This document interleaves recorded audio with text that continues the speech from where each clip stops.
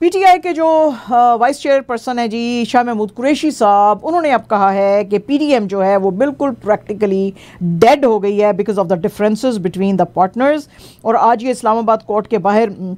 बात कर रहे थे क्योंकि ये केस जो है अपना केस की हियरिंग थी इनकी, उसको अटेंड करने के लिए आए हुए थे। और उन्होंने कहा कि ये पीपीपी और पीएमएलएन के बीच में ये जो भी कुछ इश्यूज़ हैं उसकी वजह से लग रहा है कि इनके बीच में क्रैक्स जो हैं वो आगे हैं। ये उन्होंने बातें उस वक्त की जब बीबी जरदारी जो हैं उन्होंने कहा कि स्वात के अंदर एक पोल रैली से बात करते हुए उन्होंने गवर्नमेंट को कहा कि भाई आप फंड्स प्रोवाइड करें, जब तक आप नहीं यहाँ पे इस इलाके में करेंगे उस वक्त तक हम आपका बजट अप्रूव नहीं करेंगे। इसके ऊपर बात करते हुए प्लानिंग मिनिस्टर एहसन इकबाल साहब ने कहा था कि कुछ भी खराब हमारे बीच में नहीं हो रहा है और हम डिसीजन की तरफ जा रहे हैं। नेशनल इकोनॉमिक काउंसिल में और कैबिनेट के अंदर हम पीपीपी के जिसमें मेंबर्स हैं उसके सब मिलके बैठ के उसके ऊपर बात करेंगे और सेकंड मीटिंग जो है उसमें प्राइम मिनिस्टर साहब पीपीपी के जो कंसर्न्स हैं उनको करेंगे। लेकिन शाह महमूद कुरैशी का कहना है कि ये इनका जो डिसइंटीग्रेशन है वो तो स्टार्ट हो गया है, यानी कि ये पार्टी जो है पीडीएम टूटना शुरू हो गई है, क्योंकि उन्होंने कहा जी कि बीबी जरदारी ने जो कुछ भी सवात में कहा है वो बिल्कुल ठीक है और जो वो सिंध के बारे में भी कहते हैं वो भी बिल्कुल ठीक कह रहे हैं। और इसके अलावा उन्होंने कहा जी कि पीएमएलएन के जो तलाल चौधरी साहब हैं उनका भी नोटिस लेते हुए उन्होंने कहा जी कि जो पीपीपी के बारे में उन्होंने कहा है कि भाई उन्होंने रिगिंग की थी आज़ाद जम्मू एंड कश्मीर के इलेक्शंस के अंदर, तो वो उसका भी जो है वो लेने की ज़रूरत है, नोटिस लेने की ज़रूरत है। पाकिस्तानी जो कि आपको पता ही है बड़ा अफसोस का वाक़या हुआ कि वो 300 के करीब पाकिस्तानी जो हैं ग्रीस के पास एक जो बोट कैप्साइज़ हुई उसके अंदर उनकी डेथ हुई है। तो इसके ऊपर जो सर्वाइवर्स हैं वो अब बात कर रहे थे और सर्वाइवर्स जो हैं उन्होंने कहा जी कि वहाँ पे हमारा जो शिप हमारी जो बोट थी उसका इंजन बंद हो गया था और 5 दिन तक उस बंद इंजन के साथ हम उधर खड़े हुए थे और छठे दिन जो है फिर हमारा शिप जो है सिंक हुआ है। तो इसके लिए में ज़रूर कोई फाउल प्ले जो है वो इन्वॉल्व है। वैसे भी वहाँ पे ग्रीक कोस्ट गार्ड्स खड़े हुए थे और उन्होंने हमारी बिल्कुल हेल्प करने की कोशिश नहीं की। ग्रीक अथॉरिटीज़ ने जो है उन्होंने कहा जी कि हम इस बोट को क्यों हेल्प करते हैं, क्योंकि ये तो इटली के लिए जा रही थी और ये हमसे रेस्क्यू ऑपरेशन के लिए मांग नहीं हमसे कोई कर रही थी। तो यहाँ पे जो बीबीसी के जो रिपोर्टर्स गए हुए थे उन्होंने भी एंडोर्स किया है जो पाकिस्तानी सर्वाइवर्स ने बात की है। वो कहते हैं हमें भी इस तरह का कुछ अलेज्ड फाउल प्ले नज़र आता है, क्योंकि कुछ समझ में नहीं आ रही कि 5 दिन तक इंजन बोट का बंद भी हो गया था तो भी लोग अंदर थे, फिर ये छठी रात जो है ये बोट अचानक से ये जो शिप है ये सिंक कैसे कर गया, कुछ इसका समझ में नहीं आ रहा है। बहरहाल जी इसमें तकरीबन फॉरेन मीडिया जो है उसके मुताबिक 400 to 700 लोग थे और पाकिस्तान ने अब जो है काफ़ी एफआईए ने फुर्तियाँ दिखाई हैं पाकिस्तान में और तकरीबन 10 सस्पेक्टेड जो ह्यूमन ट्रैफिकर्स जो हैं उनको पकड़ा है और भी सर्च जो है जारी है। इसके अलावा जो प्राइम मिनिस्टर शहबाज शरीफ साहब भी हैं उन्होंने भी कहा जी कि ऑफेंडर्स जो हैं उनको मैं पनिश करूँगा जो कोई भी ये ह्यूमन ट्रैफिकिंग के अंदर इन्वॉल्व है। तो अब पता चलेगा जी असल में इसमें क्या है, क्योंकि वो जो सर्वाइवर्स हैं वो कहते हैं जी कि एक मॉन रोप फेंकी थी उन्होंने उसके अंदर बोट में और उसकी वजह से शायद कोई सुराख आए हैं या कुछ हुआ है तो जिसकी वजह से शिप जो है वो सिंक किया है। और this segment of news is brought to you by Dentistry on Mississauga. Dentistry on Mississauga, family cosmetics, braces and implant dentistry. Comprehensive dental plan है, morning evening and same day emergency appointments मिल सकते हैं आपको। Different direct billing to insurance and easy payment option है इनके पास। ये कहती हैं डॉक्टर नाजिया रहमान, हमारी और आपकी dentist. Doctor Nazia Rahman 2 location से आपको सर्व करती हैं और दोनों लोकेशन जो है ये आपका लभला करे ब्रैम्पटन के इलाके में है। 150 yellow Evans boulevard in Brampton and दूसरी लोकेशन की 65 Montpellier street in Brampton. Again doctor Nazia Rahman का फ़ोन नंबर है 9058721100। इसके साथ साथ सब एक तो लजीज है और दूसरा ये इसका आपको हेल्थी फूड आपको मिलेगा ग्रिल एंड चिक में। Grill and chick, best grill chicken in town. 2 location serve करते हैं, 15 मॉन्टपेलियर स्ट्रीट इन ब्रैम्पटन और दूसरी लोकेशन इनकी है 3525 प्लैटिनम ड्राइव इन मिसिसागा। फ़ोन नंबर नोट कर लें 9054560500। जी पाकिस्तान के अंदर जो सुप्रीम कोर्ट है जी उसने अपने जो कुछ 2-3 प्लीज़ आई हुई थी उनके सामने, उनके अंदर उन्होंने अपना रिज़र्व किया है जो वर्डिक्ट है और एक तो ये था कि supreme court review of judgment and orders act 2023 के बारे में कहा था जी कि इसको रिव्यू करें। जो attorney general of Pakistan Mansoor Usman Awan और पीटीआई के लॉयर अली ज़फ़र साहब थे, उन्होंने कहा कि जी आप जो है उसमें कोई इतनी तो वैसे खास ज़रूरत नहीं है, लेकिन फिर भी आप जो हैं इस पे बताएं कि आप क्या कर सकते हैं। तो उसके ऊपर जो चीफ जस्टिस ऑफ पाकिस्तान हैं उन्होंने कहा जी कि ये डिस्कस करेंगे हम अमंगस्ट आवरसेल्व्स। वैसे तो क्योंकि जो अटॉर्नी जनरल ऑफ पाकिस्तान थे उन्होंने कहा था कि अकॉर्डिंग टू कॉन्स्टिट्यूशन आर्टिकल 188 इसमें कोई लिमिट नहीं है सुप्रीम कोर्ट के स्कोप ऑफ रिव्यू की। तो इसके ऊपर उन्होंने कहा था कि ज़रूरत तो नहीं है, लेकिन फिर भी आप बताएं, जिसके ऊपर चीफ जस्टिस साहब ने ये जवाब दिया। और चीफ जस्टिस उमर अतियाब बंदयाल और जस्टिस मुनीब अख्तर और एजाजुल एहसन जो हैं वो ये सारी प्लीज़ जो है चैलेंजिंग ये लॉ जो है वो सुन रहे थे। और अब उन्होंने फिक्स किया था, पहले तो जो आपको पता ही है ये सारी डेट्स कि हम इस डेट पे सुनेंगे, तो अब उन्होंने कहा जी कि अब हम आपस में बात करके आपको बताएंगे। इसके अलावा जो एक इनके सामने आई हुई थी प्ली वो ईसीपी की थी, इलेक्शन कमीशन ऑफ पाकिस्तान की, जिसमें कि कोर्ट ने इनके लिए फिक्स किया था मई 14 टू होल्ड पंजाब पोल्स। और उसके ऊपर इन्होंने बड़ी वो एक तो होल्ड भी नहीं किए थे और बड़ी प्रॉब्लम्स बताई थी कि हमारे पास फंड्स नहीं है और हमारे पास लॉ एंड ऑर्डर का सिचुएशन है, तो वो नहीं हो सके थे। तो उसके ऊपर भी उन्होंने कहा जी कि ये हम जो है इस पर फिर से उन्होंने कहा था ईसीपी ने कि आप इसके ऊपर रिव्यू करें, तो वो भी उन्होंने कहा था कि अच्छा ठीक है हम उस पर देखेंगे। लेकिन बहरहाल ये अब जो है काफ़ी चीज़ें खिचड़ी जो है पक रही है। और सीजेपी जो है उन्होंने कहा जी कि ये जो लॉज हैं वो तो अनेक्ट किए जाते हैं और हम अटॉर्नी जनरल ऑफ पाकिस्तान जैसे लोगों के से हम एडवाइस भी लेते हैं क्योंकि उनका जो लिटिगेशन के ऊपर बड़ा एक्सपीरियंस है। लेकिन सुप्रीम कोर्ट अगर कोई भी आप रेमेडी हमको अपने ऑर्डर्स के लिए प्रोवाइड करेंगे तो हम उसके ऊपर ज़रूर गौर कर सकते हैं। और ये जो हैं मैटर्स ऑफ पब्लिक इम्पोर्टेंस जो हैं वो हम लॉ के मुताबिक जो है उनको केयरफुली स्टडी करके और फिर उनके ऊपर बात करेंगे। तो काफ़ी ये मतलब है खिचड़ी सी पकी रही। जो ये 3 मेंबर बेंच जो है ये अपनी बात करते रहे, एजीपी अपना पॉइंट ऑफ व्यू दे रहे थे, पीटीआई के लॉयर अली ज़फ़र अपना जो है पॉइंट ऑफ व्यू और वर्डिक्स जो है वो उस पर देने की कोशिश कर रहे थे। बहरहाल अब ये देखेंगे कब आता है जी इनका सुप्रीम कोर्ट का इसके ऊपर जो है वर्डिक्ट।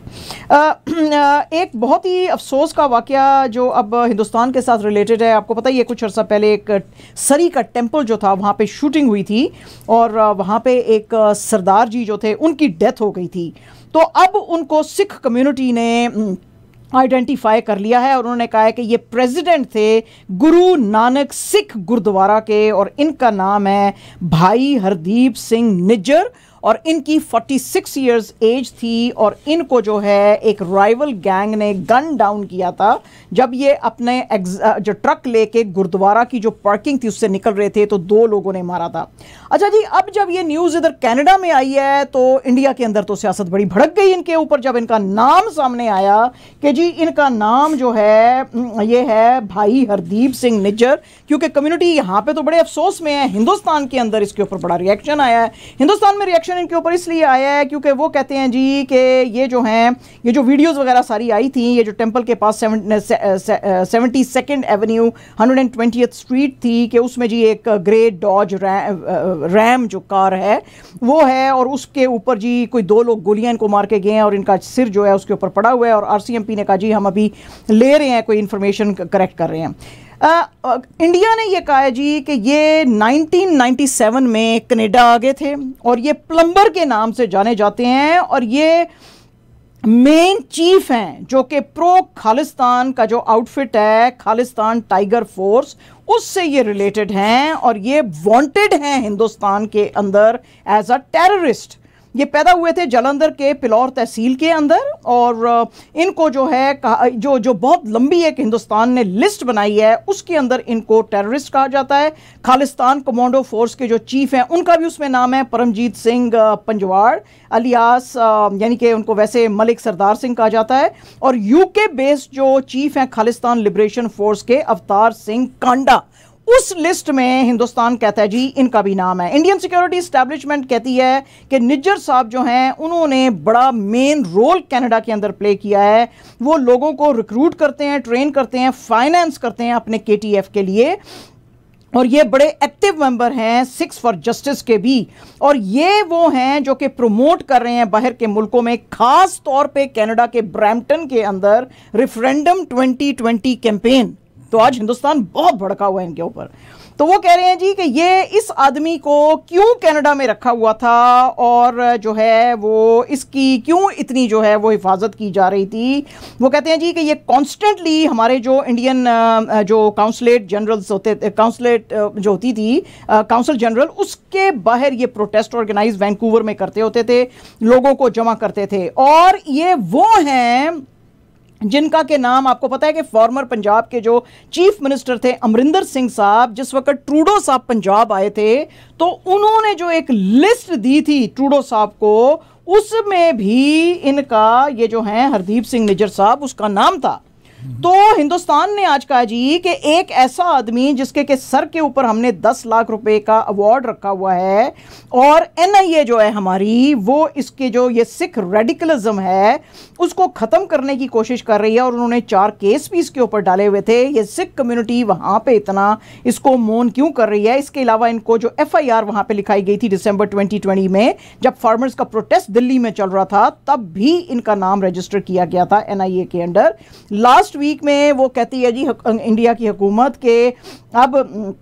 इनको जो है आपने बड़ा वहाँ पे हीरो बनाया है, और उन्होंने रिपोर्ट्स देते हुए कहा कि ये लोग तो अब मरते जा रहे हैं जिन्होंने कि हमारे मुल्क में खराबी पैदा करने की कोशिश की थी। लास्ट वीक उनका कहना है हिंदुस्तान की गवर्नमेंट का कि यूके बेस्ड कांडा जो हैं, जो कि वन ऑफ इनके साथी थे और मेन हैंडलर थे ये जो रेडिकल प्रीचर अमृतपाल सिंह, जिसको कि अभी रिसेंटली पकड़ा है हिंदुस्तान ने, तो वो लाइफ सपोर्ट पे थे लंदन के हॉस्पिटल में, और वो इसलिए क्योंकि उनको सस्पेक्टेड पॉइजनिंग हुई थी, और उन्होंने बड़ी हेल्प की थी अमृतपाल की 37 डेज तक भागने की। इन नवंबर लास्ट ईयर रिपोर्ट्स आई थी कि इनको जो है हरविंदर सिंह संधू जो हैं, जिनको कि रिंडा रिंडा कहा जाता था, जिसको कि कहा जाता था कि ये मास्टरमाइंड है आरपीजी अटैक्स का ऑन पंजाब पुलिस के इंटरनेशनल हेडक्वार्टर्स इन मोहाली में, तो उनको भी वो कहते हैं जी कि अलेजडली शायद पाकिस्तान में मारा गया, क्योंकि वहां पे वो अपने दोस्तों यारों को सिखों को मिलने के लिए पाकिस्तान में गए हुए थे। अलबत्ता हिंदुस्तान की अथॉरिटीज़ ने इस दफ़ा कंफर्म नहीं किया कि ये जो है पाकिस्तान में थे और इनको वहां पे मारा गया है, लेकिन बाकी जो लोग हैं वो तो आज हिंदुस्तान बहुत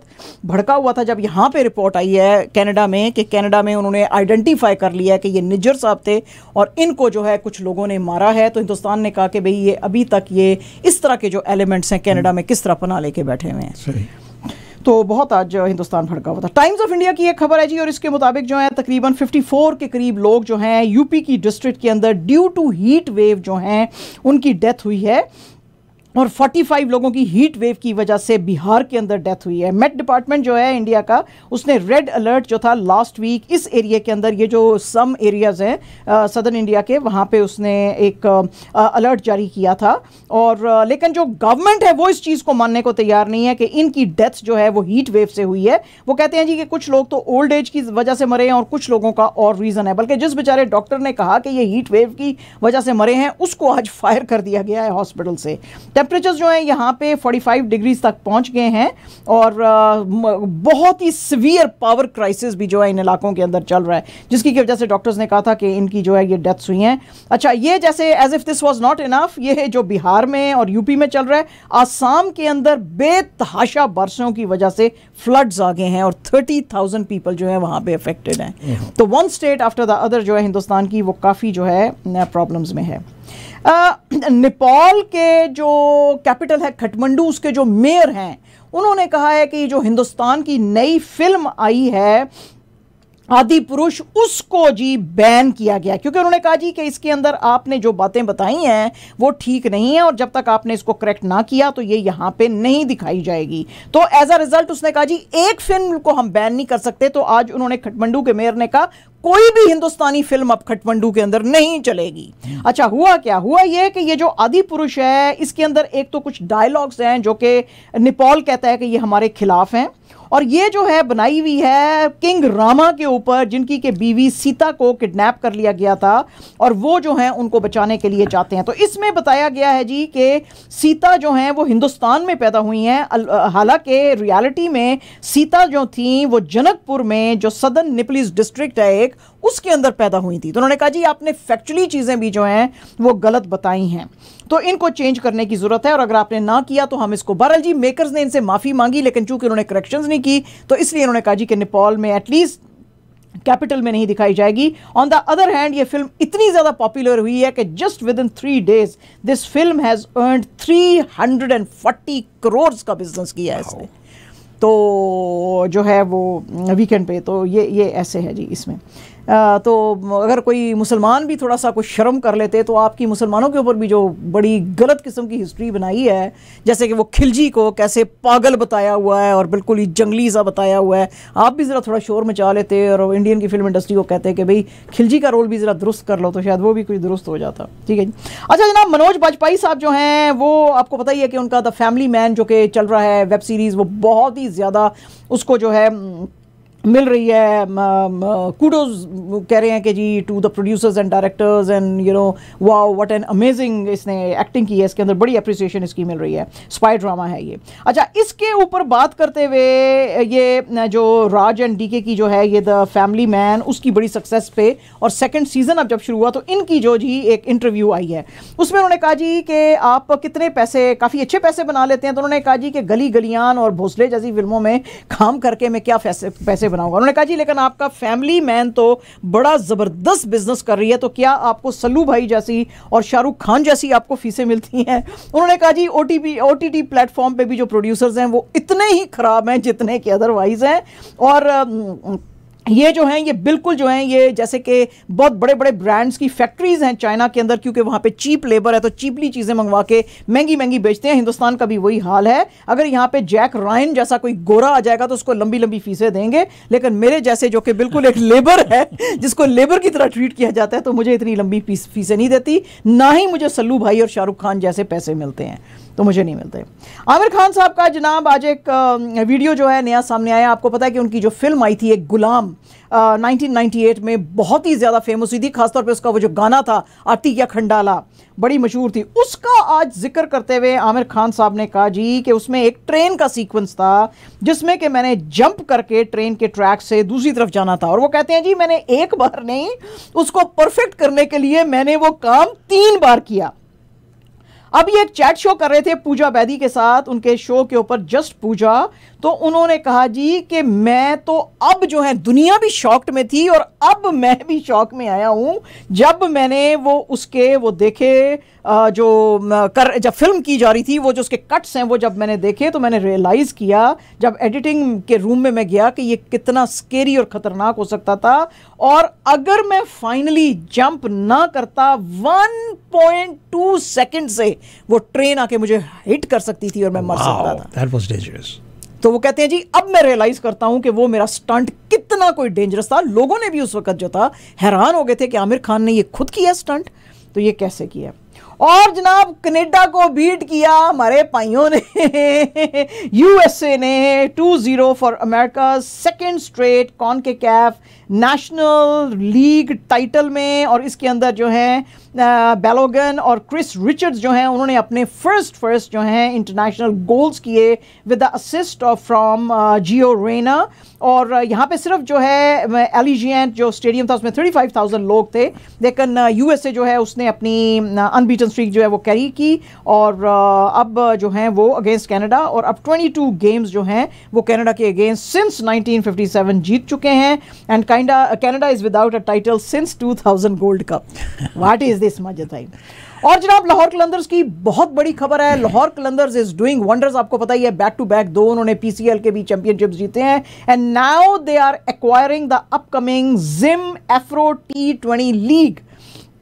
और ये जो है इसको फॉर्म कर रहे हैं वो डर्बन कलंदर्स के नाम से, जिसका कि अब इनऑग्यूरल जो है वो एडिशन भी होएगा। जिम एफ्रो T20 जो है वो अफिलिएटेड है विद अबू धाबीज T20 लीग, और it is supported by T20 global sports. ये फर्स्ट एडिशन जो इसका है जुलाई 20 से 29 के बीच में होएगा, और जो प्लेयर्स हैं उनको ड्राफ्ट करना शुरू करेंगे ये लोग जुलाई 2 से। अर्लियर इससे पहले यानी कि कलंदर्स जो है उन्होंने ज्वाइन किए थे hands with Toronto nationals ahead of global T20 matches in Canada, और उसमें वो जो है आउटसोर्स कर रहे हैं कोचिंग स्टाफ को,